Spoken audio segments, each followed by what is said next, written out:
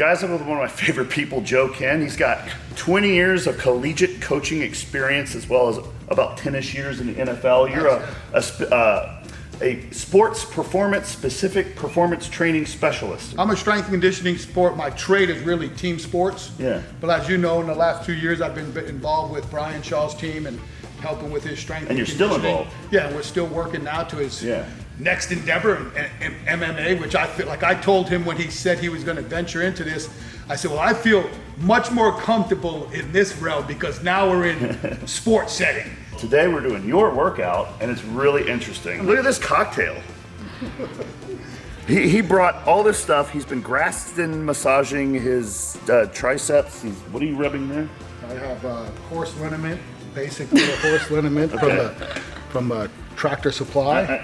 I first started using this in the early 2000s. All right, I want some. So it's all Jedi mind tricks. This is what you have to do to get yourself prepared to do stupid things at 55 plus years old. You want to do a little bit where the tendon is then. Yeah, it's on like the quad it's tendon. Both this one and this one. So They're you want both to just screwed go up. a little bit there. It's nasal spray. Oh yeah, I had some of that. Yeah. That's one of the best pre-workout secrets is Afrin nasal spray. 100%. Everything is routine based.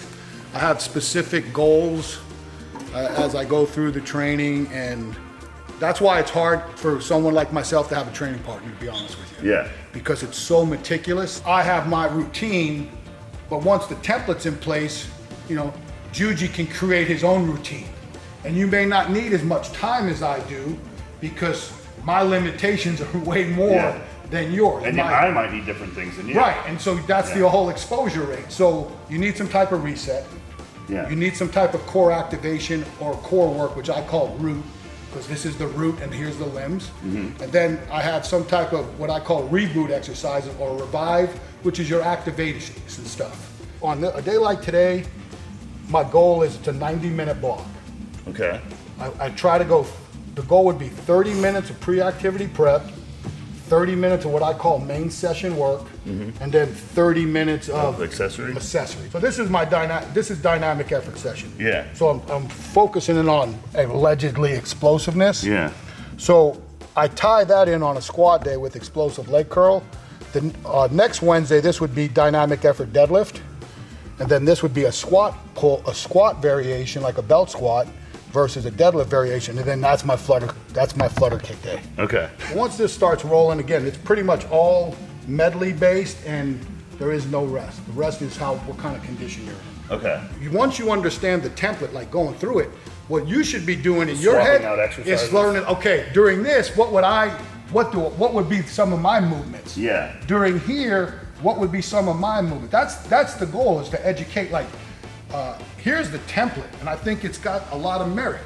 But the real merit is how well you can develop it for you or even your client. It's like mental rolls. And then I'm gonna go right arm up, and then it's almost like I'm a gill sit up with a straight leg. So I'm just gonna push here, and then I'm just gonna pull myself over with just my upper body. So that was back to belly, upper body only. Now we're gonna go belly to back. So now you're gonna raise and just push through the flat of the floor and pull yourself over. Okay. Now, ooh, this has got some coordination. Now take it back. So now left arm up. Gill base, sit up, pull yourself over. And then the same thing. Belly and back up. Oh! I know I feel so much more confident when I get ready to do it versus if I don't do it. Like if I can't do this, I won't squat or deadlift that day regardless of what it says I'm supposed to do. That's a good barometer. Yeah, I just won't. So there's a thing with gymnasts, they'll use the handstand as their tuning fork at the beginning of the session. If they can't do handstands, then they know they need to change something. So it's like their auto-regulation exercise. Mm-hmm. Just a standard cat dog, so sink. And then here, when I'm driving out, I'm trying to lengthen, so I'm actually, as I'm trying to push the hips down, I'm reaching towards the mirror, and then I just go up into a nice, for me, I just like shaking it out a little bit. Yeah. Then I reset, so this is 6 reps. Okay, so now from here, I go into 3 reps of scorpion stretch. Okay. This is good for me based off what I was telling you with my low back and hips. So I'll come here, I'm pushing my hips through the floor with an arch. Oh, it's a cobra stretch. Yeah. Down. I mean, that's what I meant, cobra, not scorpion. Come up. Now I'll push into like a prayer position. You can actually pop your T-spine this way. Yes. Nicks and necks. You know Right here, we're trying to really get the lats to groove. stretch through. Yep. And then I'll come up into this position. Now you will dominate this one. So now we're doing a reverse Nordic. Okay. So now you'll see the limitations in my knee flexion on this one. Oh, quad fall out? Yeah, so Yeah. you're just gonna go down. So you wanna be up tall, braced here. For me, or the lack of mobility guy, I'm looking to try to get an upper quad hip flexor stretch. For individuals with great range of motion, they're trying to do a complete rep. Right. So this is a set of 6. Okay.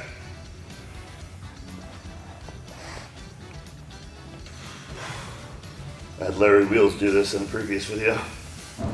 It's a bitch, isn't it? Now we're gonna do like a cross crawl, almost what people would call like a bicycle sit-up. But what I'm trying to do here, this is stuff that I also learned through Tim's stuff, is like with the vestibular system and everything goes to an X, your body runs in an X. Yes.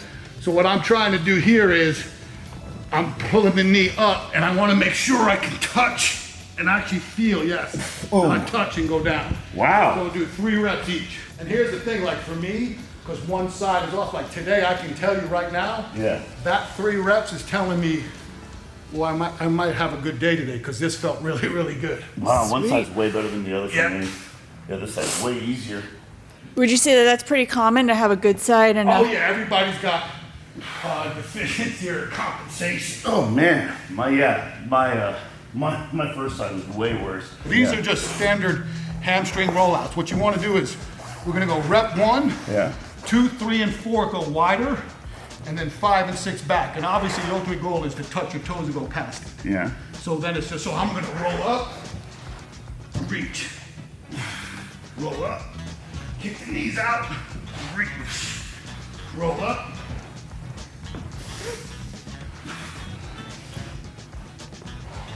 Now come back in for the last 2.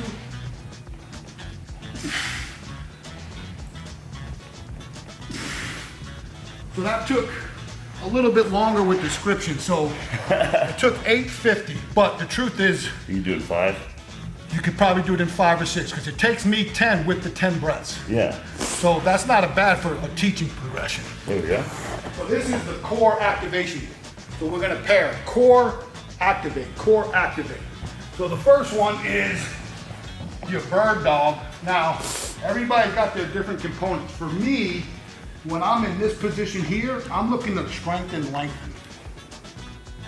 So I'm really reaching out like a 3 count hold. I come back and pull, and then I repeat. We'll go 6 each leg. And arm. I think this is one of those exercises you make it as hard as you want. Yeah, and see, for me, by lengthening, I feel like it really helps loosen up the hip and low back. For me personally, with my issues. A lot of people, you know, they kind of hyperextend the leg. Yeah. I just bring it up when I feel the glute lock, then I reach.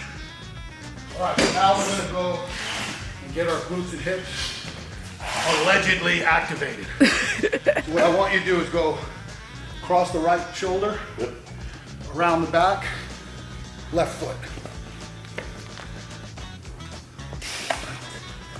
Okay. Inside the knee, Yeah. load right below your scaps, right foot up, squeeze for 3 count. Okay. Nice. Set up. 3 count hold, really flex and lock that hip in. Oh, I get it.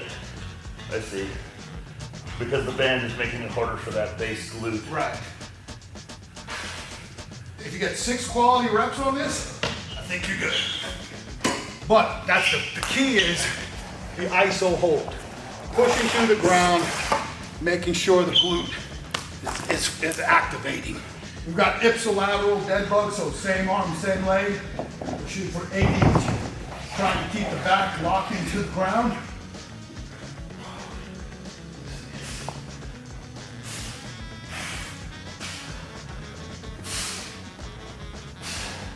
What's your breathing pattern on this? Whatever it A lot? Whatever it takes. Whatever it takes. All right, so now we're gonna go grab your green band. Woo. You want a double loop.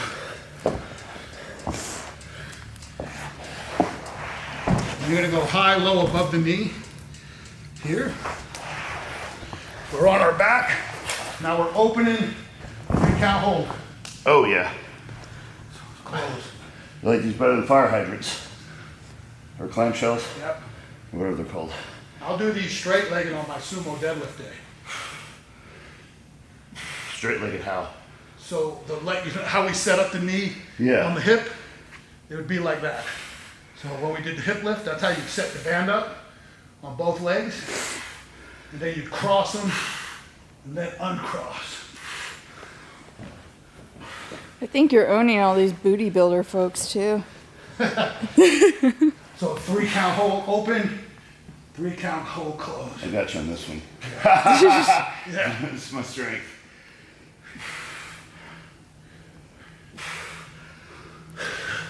This is actually a great technique for people who don't have all the machines and stuff, or maybe limited yeah. gym access. Just give Budget it. savers.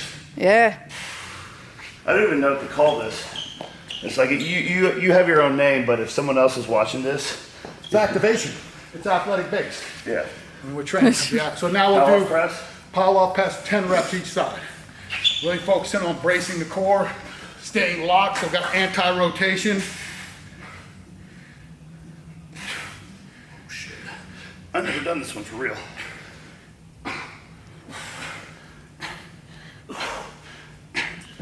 Pop the band. Now we're gonna go lateral squat. So you're gonna push there. Open. Okay. 1, 2, 3. Pop back. It's pulling you into it. Yep. So you want to do anti-rotation, so you don't force yourself here, right? Yeah. And then you're just opening up that hip and glute for a good squat in bed. For most folks, this would be the actual workout. Well, and this is like, again, so this is very similar to how the NFL guys started their workouts in Yeah. the training sessions. Yeah? So like I'm saying, you want to train like an athlete? Here you go. All right, so we are starting our readiness phase. And this is high. I mean, I haven't done this in a while. I'll probably just do 21 reps. 21? Why not 22? Because I kind of, the way I count back sometimes, it kind of, it's just a weird number. Oh, you count backwards? Like sometimes I'll count like in pyramid, so I'll count 6 reps, then 5 reps, so my mind doesn't get freaky. So 6, 5, 4, 3, 2, 1 is 21. Oh, I just count to 10. Yeah, I get bored with that. I'm gonna count to 21 in clusters of 6, 5, 4, 3, 2, 1. Now we're gonna do a lateral squat with a bench.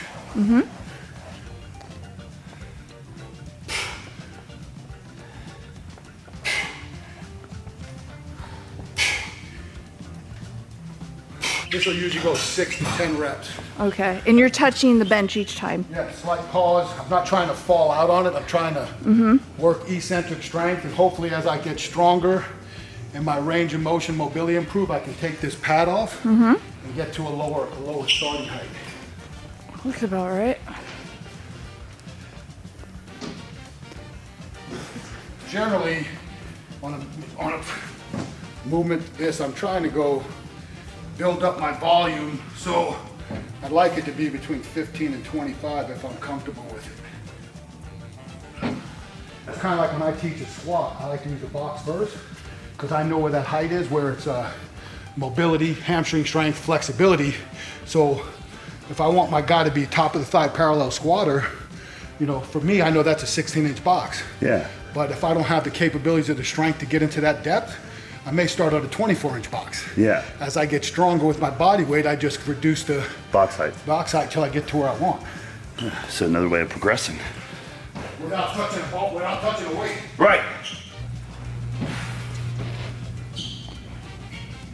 I count all bars as 45. Makes life easy for all of us. That is not a 45-pound board though. So today, my goal is my first set will be at 135 for 5, and we'll do 5 sets of 5. Yeah. I know we're partnering up, but the goal is every 2 minutes. Okay. So usually 2 reps a set, you wanna go every minute. Yeah.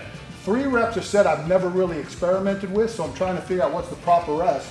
With the squat, with 5 sets of 5 dynamic effort, 2 minutes is very pumping it. What I found with my deadlift, because I'm more deliberate in each rep, it's a 3-minute turn. So when I say turns, it's not a 2-minute rest, it's every 2 minutes.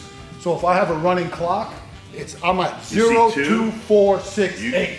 Oh, okay. And I'm going. Okay, so it's not 2 minutes of No, rest. so it's 2-minute turns. It's every other minute on the... Kind of like that, yeah. So like you'll see on my scripts, it'll say E2, O2. Yeah. Means every 2 On the 2. Oh, that's sick. So like, just so you can get an idea before we start. So Yeah. this will go up, and then what you'll see is, you'll see the average velocity. Yeah. And so on squats, generally the goal is for a legitimate dynamic effort, 0.7, 0.8. Peak is how the maximum velocity you occur during the set. Where?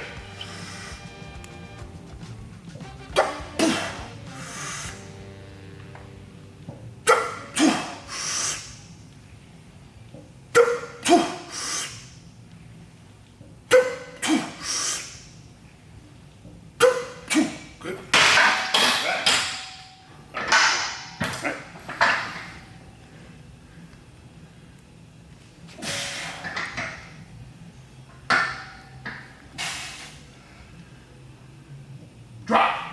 There you go. Feel it. Good. Come off your hips hard. Extend the hips. There you go. 5. Do you guys prefer this bar for this type of work? I do because of my shoulder issues. And it's a little bit unorthodox for me as far as levers.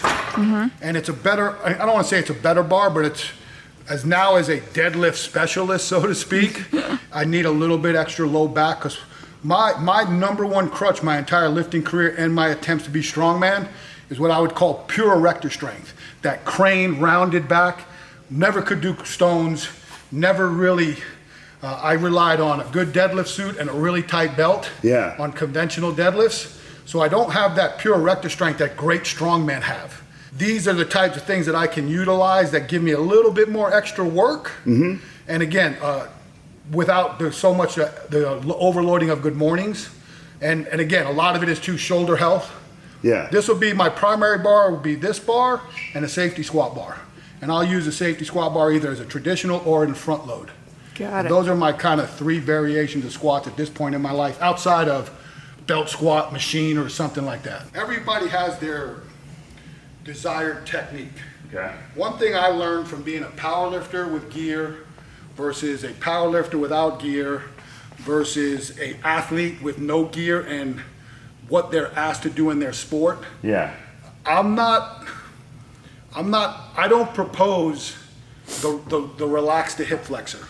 I propose a rigid hip. Okay. Because like for you in explosiveness, if you're gonna jump and you go into that loaded position, if you had relaxed hips, how high are you jumping? So you're saying don't rest that. I'm saying, touch and go. I call cloud technique. Cloud? Cloud, like this is a cloud. Yeah. If I fall out too much, I don't have a parachute. Okay. So I'm trying to, and again, it's hard, but that's my process. Like when I'm going down, so like for me, you know when I talk about box squats, fast you go down, fast you go up? I'm always going to have some recognition of eccentric control. Because 1, I've been injured. 2, I have to make sure things are in line. I'm older. Yeah. You think about that stuff. And then my goal is how well can I accelerate off the box with extending the hips, driving the chest into the bar, if that makes sense. Yeah. I think with gear, it's a little bit different. We have support, I have a little bit of support on, but I think sometimes the gear allows you to do things that non-gear doesn't. Okay. And then if we're talking legitimately about replicating a squat without a box, it'd be hard to rock back without a box in a free squat. Some people call what I do squatting to a box, and then where the rock is box squatting. Yeah. You know, tomato. Right.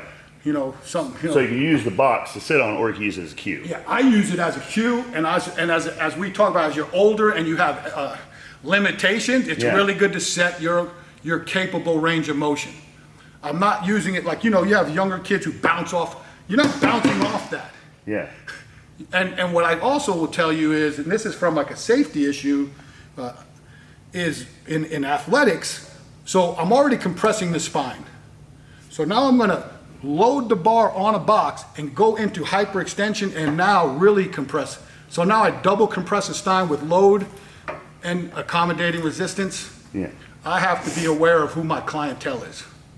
So I'm going to train similar to more of that athletic squatting to a box or box squatting than a big monster squat like you would see in powerlifting.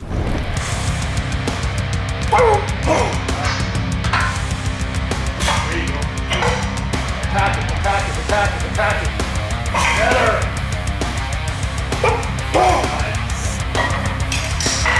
Come on, attack this.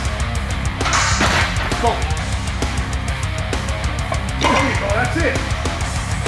Let's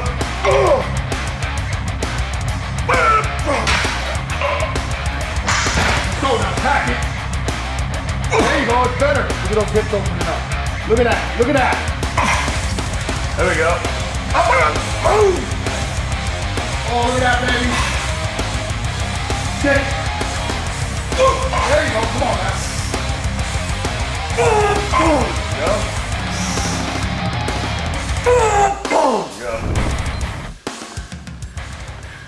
Are we supposed to finish on 10?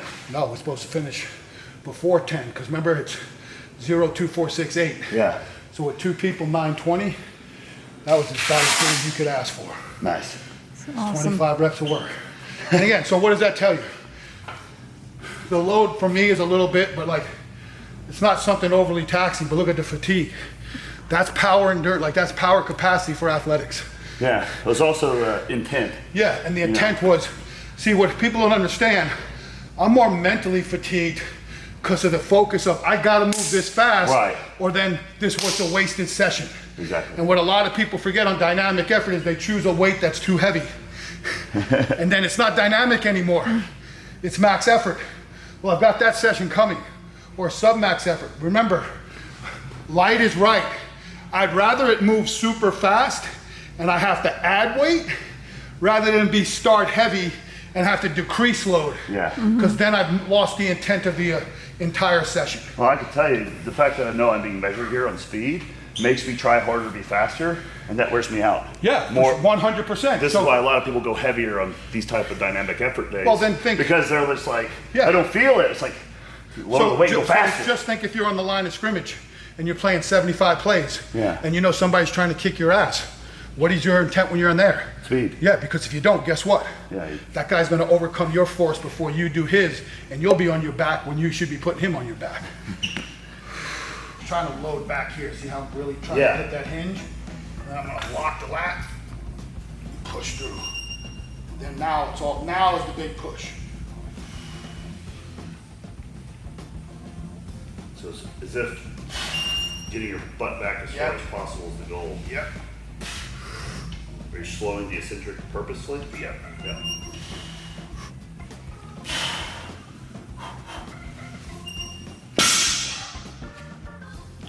So for me, so you know, this is a confidence builder.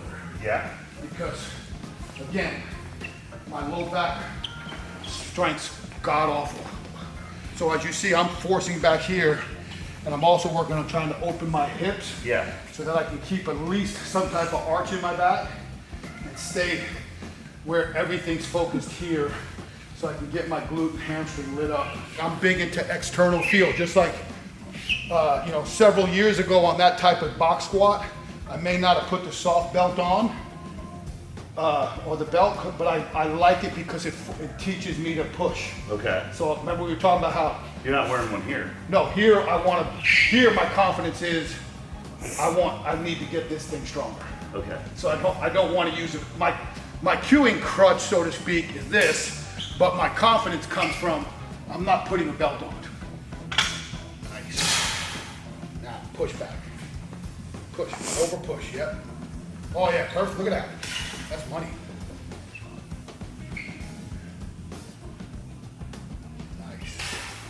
Nice. It's the same goddamn thing it always is. My hamstrings are so flexible, I can't feel anything. Well, So then for you, It's just like, yeah. you know what I mean? It's It like, might I almost just feel. be where you got to go off of a deficit.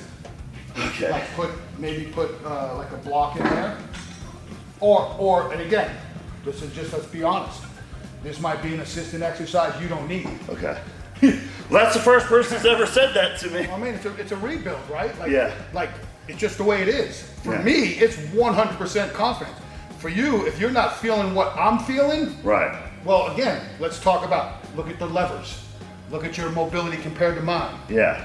It's interesting because I think what a lot of people feel out of like these type of stiff leg RDL style deadlift variations, I get from that RDL machine over there. Yeah. The Good Morning machine. There you go. I feel what I think they're saying that I should feel in these when I do that machine. But see, that's too though, but that more mimics the Good Morning where the load is. Right. So like for you, where you might feel more is if you were just doing a traditional, real heavy RDL right below the knee and not like that last few range of motion to the ground because your flexibility may not, where you could be just like having 405 and just pushing to above the knee. Oh, okay. See what I'm saying? Like you may not need, I need the range of motion. Right. I don't need that. You may not. Okay. Well, Yeah. this is your coach, man. Your coach is more muscular than you. Nice. He's why big house power? big house is big, man. I take it for granted because I'm working out with him, but then I'm just like kind of zoning out there for a second. I'm like, this dude's fucking massive.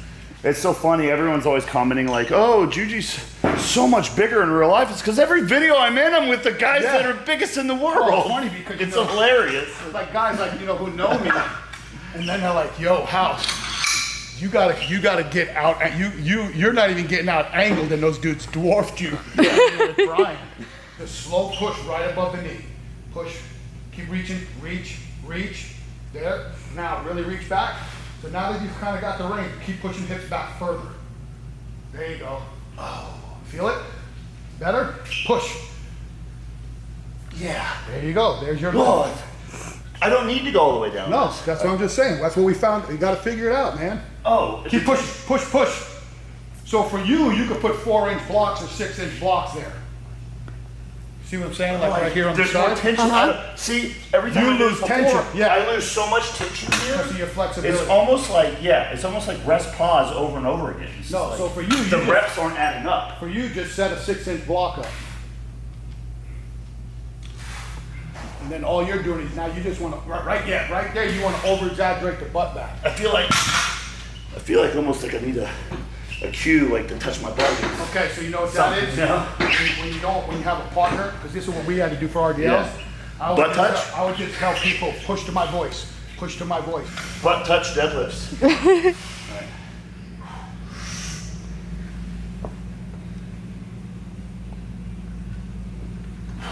Is that good distance from your butt? Yeah. Awesome.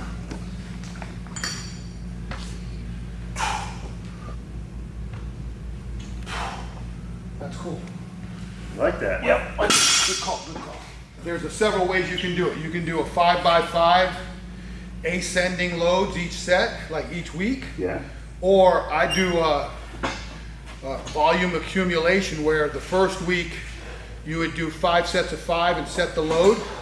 The second week you do 5 sets of 6 with the same load. And then the third week you do 5 sets of 8 with the same load. Understood. But the rest stays the same, so you lose rest time. So like you know how we did E2O2? Yeah. So say that would be, let's just say it's E505. So every 5 minutes, so it's a little bit, so you can build strength. Mm-hmm. So say week 1, you do sets of 5s, well you're gonna get more rest. Week 2, you do sets of 6, you're not gonna have as many rests. And then week 3, when you got the 8s, you're gonna really have to push it because you're gonna have less rest. Right. Because at the end of the day, the cap is, finish at the 25th minute or the 20th minute, you're starting rep 5. Yeah, but it takes longer to do the set because Right. you go from So 5 you're to 6 to building 8 reps and you conditioning. still have 2 minutes. Yeah. Yeah. On my squat day, I like doing rapid leg curls. On my hinge day, I like doing rapid flutter kicks because I just want that. I don't do enough explosive stuff, and I know at one point, at a certain time, when you're doing a single, I want that resiliency, so I'll build a lot of speed work. Speed hand. Yep. So like you got your flutter kicks for speed. Yeah. Do speed, 4 sets of 25. All right, do you go to the grocery store and can these down? It depends on, I will if I have to, I don't care. Whatever I do, I'm at that point where I can care less what people think. It's become one of those things where it's just like the after workout experience. I've definitely been in there with these on. Yeah? Yeah. Need a cowboy hat. Yeah! You probably need a little more band tension.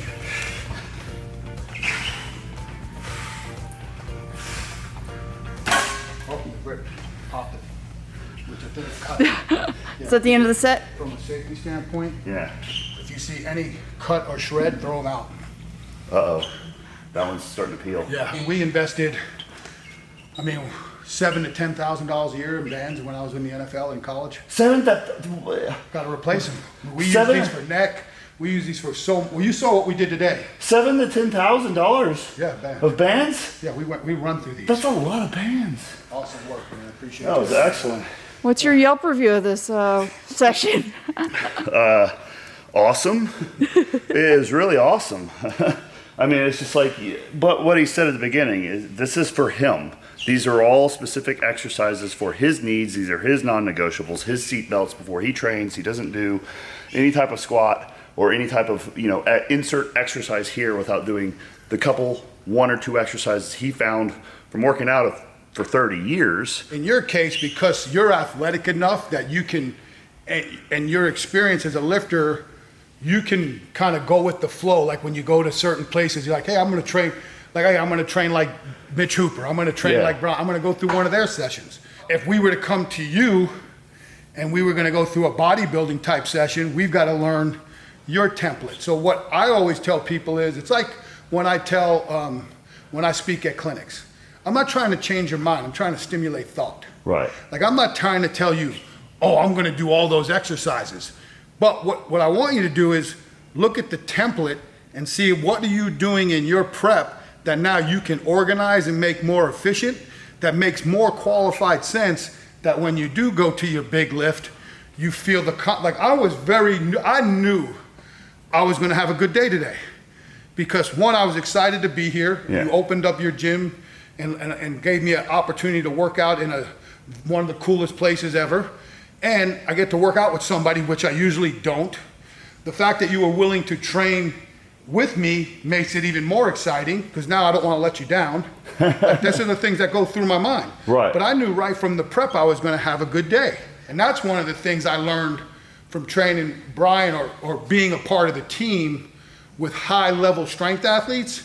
Math is out the window. Like, you can calculate repetitions and percentages, but when you're that strong, it is 100% auto regulation. Right. When it's a gate and it's go time, I call that, in college I called it off the script. We have the script. If that dude's feeling it, take him off the script, coach. Juji's killing it today. We're on rep 6. Take him off the script, man. Let him hit a new rep PR. And then we'll chip you up and we'll kind of like that cluster deal. Yeah. Hey man, let's go see what you got today. Like, hey Brian, we got 675 for 8 today on the deadlift. And I'm thinking, holy crap, that's a lot of weight. And I'm like, 60, it's like 60% for that dude. Right. Right? Like, it's like, it moves fast. Like I watched, I can't remember, it was a couple of years back, Lisi's was training. And I really like watching him because I think his mobility and his athleticism, for as monstrous as he is, quite impressive. He can do pistol squats and do some really cool stuff. On. Yeah, like just cool stuff. Yeah. But I watch him miss 800 like a dog.